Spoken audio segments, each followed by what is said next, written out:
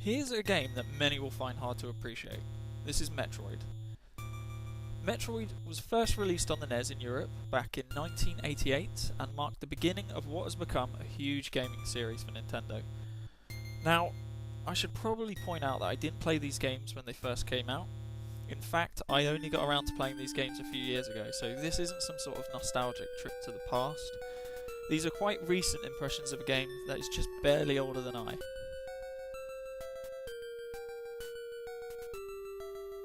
I've played a number of Metroid games over the years, and I'm a big fan of the series in general. But randomly enough, this was the last Metroid game I played through, so it was kind of weird playing through a game that lacked a lot of the staple features found in the other games. I might not rate it as highly as the others in the series, but I think this is a great little game and well worth giving a go. So, briefly for those who don't already know, what is Metroid?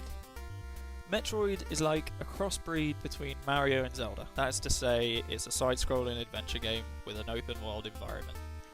You take control of a bounty hunter called Samus Aran, and you'll spend the majority of your time exploring the underground of the planet Zebeth.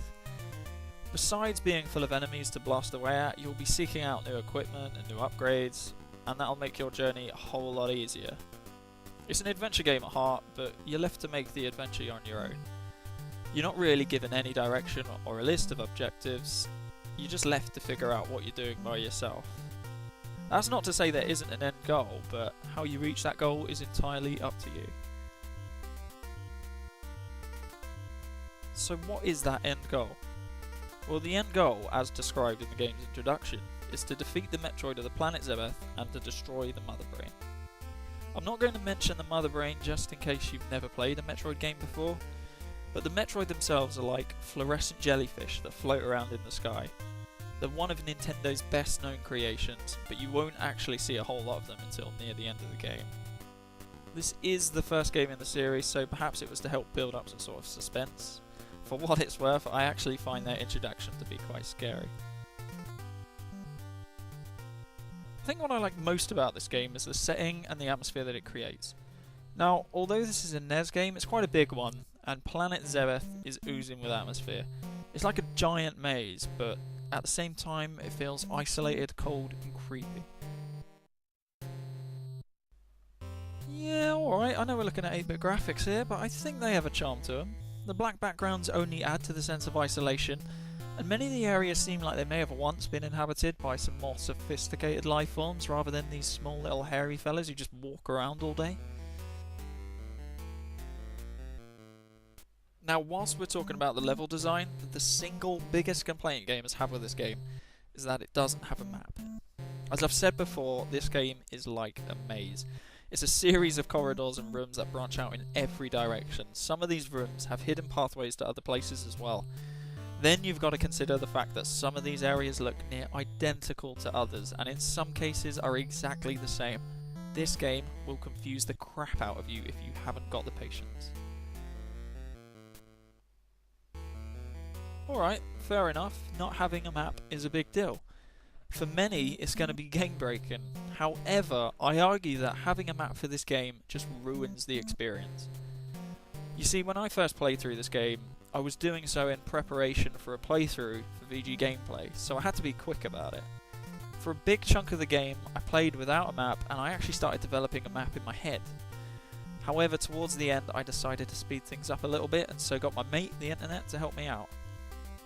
I really do regret doing it, as from that point on, I knew exactly what to do and where to go. I know that sounds weird, but I find the most rewarding aspect of this game to be the exploration and the discovery of the secrets in the areas. They're like in-game achievements, and they're quite satisfying, especially when you've revealed a whole new area to explore or you've found an upgrade that just makes things so much easier. When I saw the map, it was like seeing somebody else play through the game for me, showing me how to beat it. It didn't completely ruin the experience for me, but that sense of achievement was definitely gone. If you are interested in playing this game, I really recommend you don't use a map. Honestly, it's not the same game if you use the map. Just don't go there at all.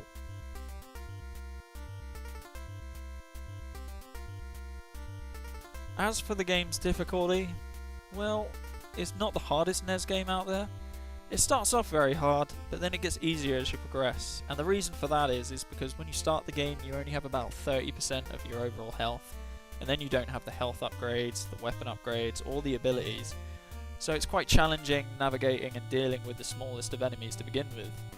But as you progress and you unlock all this stuff, it becomes so much easier, and before you know it you're going to be smashing your way through enemies. So, as I say, it's a game that starts off quite hard, but it does become easier as you progress. That's not to say actually that it doesn't get a little bit tricky towards the end, and those Metroid are very scary.